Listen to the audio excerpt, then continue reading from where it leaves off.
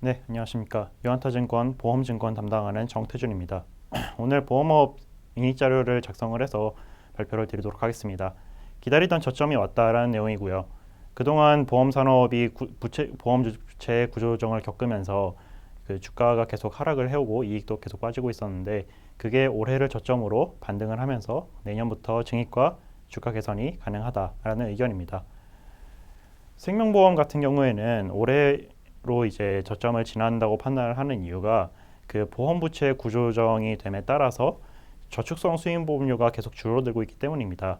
지금까지 실적이 안 좋았던 거는 저축성 수익 보험료가 줄어드는 과정에서 이 지급 환급금은 계속 쌓이기 때문이었었는데요.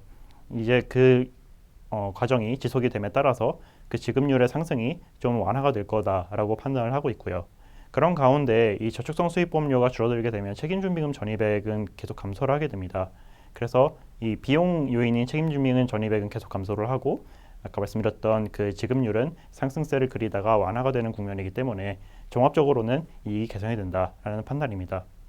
투자손익 같은 경우에는 운용자산이 계속 증가를 하고 그 운용자산 이익률이 지금보다는 좀 하락 속도가 완화가 되면서 투자손익은 계속 개선이 될 수 있을 것이라고 생각을 하고 있는데 운용자산 이익률이 둔화 속도가 느려지는 것은 듀레이션 확대의 요구가 끝났기 때문입니다. 지금 IFRS 17이 들어온 다음에 이 보험부채 구조조정이라든지 자산 듀레이션 확대라든지 이런 요구가 있었는데 2018년 말을 기점으로 해서 부채 듀레이션 확대에 대한 요구가 일단락되었기 때문에 자산 듀레이션 확대를 위해서 수익성을 포기하는 이원을 포기하는 그런 수요는 좀 줄어들었다고 판단을 하고 있고요. 그런 것을 종합적으로 봤을 때 보험 손익은 저작폭 확대가 완화가 되고 투자 손익은 계속 상승을 하고 책임준비금 전입액은 감소를 지속하고 그렇기 때문에 영업이익과 이익은 개선이 된다라는 논리입니다. 손해보험 같은 경우에는 올해 이제 보험 요율을 좀 충분히 올릴 수 있다라고 판단을 하고 있는데요. 올해 실적이 안 좋았던 거는 그 작년에 보험 요율을 올려야 되는 것만큼 못 올렸기 때문입니다. 그 배경은 금융당국에서 문재인 케어가 나옴에 따라서 이 보험사들에게 부담이 좀 줄어들기 때문에 그만큼 보험사들이 요율을 올리지 마라라고 했기 때문인데요. 실질적으로는 그 보험사들은 보험 요율을 충분히 못 올린 상태에서 급여가 늘어났음에도 불구하고 그 의료계 쪽에서 비급여 진단을 크게 늘리면서 그 결과적으로는 손해율이 급증하는 사례가 나왔기 때문에 이 당국에서 더 이상 요율에 대해서 규제를 할 수 있는 근거가 좀 약해졌습니다. 그렇기 때문에 충분히 요율을 인상을 할 수 있다라고 판단을 하고 있고요. 그건 이제 실손보험의 얘기고 자동차 보험 쪽으로 넘어가서 또 말씀을 드리면 작년 같은 경우에는 원가 인상 부분이 6% 정도 됐었는데 실제로 연초에 올린 건 3%밖에 안 됩니다. 그래서 그 3%만큼의 손해율이 좀 나빠졌다고 판단을 하시면 될 것 같은데요. 올해 같은 경우에는 올해 하반기에 그 상반기 중에 있었던 원가 요인만큼 요율을 인상을 했습니다. 그렇기 때문에 이 요율 인상을 하면 효과가 2년 정도 가고 올해를 저점으로 해서 내년, 내후년에는 실적이 개선된다라고 판단을 하고 있습니다. 그다음에 최근에 이제 좀 손해보험사에서 실적 악화 요인으로 있었던 게 사업비 증가인데요. 사업비가 그러니까 그 판매 채널에서 전속 채널, 대리점 채널, 방카 채널 이렇게 있는데 이 대리점 채널 쪽에서 경쟁이 좀 심화가 되면서 사업비가 늘어났던 게 있습니다. 다만 이 당국에서 이쪽에서 사업비가 너무 많이 늘어나다 보니까 좀 경쟁을 완화시키려는 취지에서 개선 방안이 나왔고요. 이런 맥락에 따라서 여기서 사업비 투여가 좀 줄어듦에 따라서 사업비 증가 속도도 완화가 될 수 있다라는 판단입니다.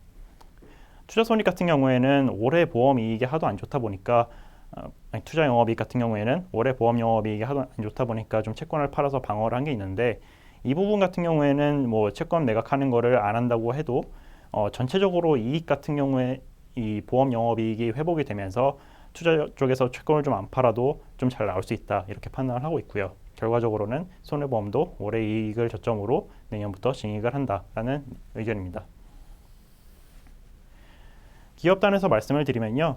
생명보험사 선호도는 동양생명을 탑픽으로 하고 있고 그 다음에 삼성, 그 다음에 한화 이렇게 제시를 하고 있습니다.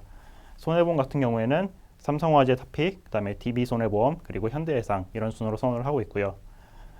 한화생명 같은 경우에는 제가 여기서 홀드로 의견을 제시를 했는데 그 배경은 하반기에 있을 부채 적격성 평가, 그 다음에 앞으로 도입이 될 IFRS 17 그리고 그에 따라서 바뀌게 될 자본제도 KICS 같은 그 자본제도나 회계기준 변경이나 이런 것에 있어서 불확실성이 가장 큽니다.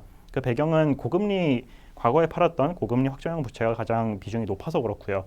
이런 이슈가 있기 때문에 당분간 좀 지켜볼 필요가 있다. 그리고 이 이슈가 어떻게 해소가 되는지 지켜봐야 되기 때문에 좀 보수적으로 접근할 필요가 있다고 판단을 하고 있습니다. 동양생명 같은 경우에는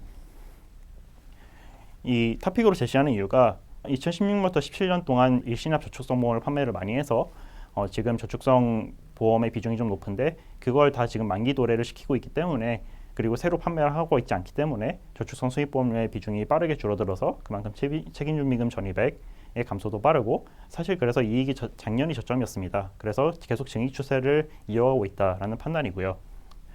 또 이제 아까 말씀드렸던 한화생명 같은 그런 뭐 삼성생명이나 한화생명이나 그런 과거에 팔아놨던 고금리 확정형 부채가 많은데 동양생명은 그 당시에 경쟁에 그렇게 적극적으로 참여하지 않았기 때문에 상대적으로 좀 유리한 국면이 있습니다. 그렇기 때문에 토픽으로 제시하고요. 삼성화재 같은 경우에는 그 말씀드렸던 대리점 쪽에서 경쟁이 붙었을 때 가장 참여를 덜 했습니다. 그렇기 때문에 사업 비율이 좀 상대적으로 낮은 게 있고요. 지금 삼성화재는 강한 그 점유율과 언더라이팅 역량을 가지고 있기 때문에 사업비를 그렇게 쓰지 않아도 손해율이 잘 컨트롤이 됩니다. 또 요율도 상대적으로 덜 올릴 수가 있고요. 그래서 이런 것들을 배경으로 해서 합산 비율을 낮게 유지할 수 있다고 판단을 하고 있기 때문에 탑픽으로 제시를 합니다. 자세한 내용은 자료 참고하시면 될 것 같습니다. 감사합니다.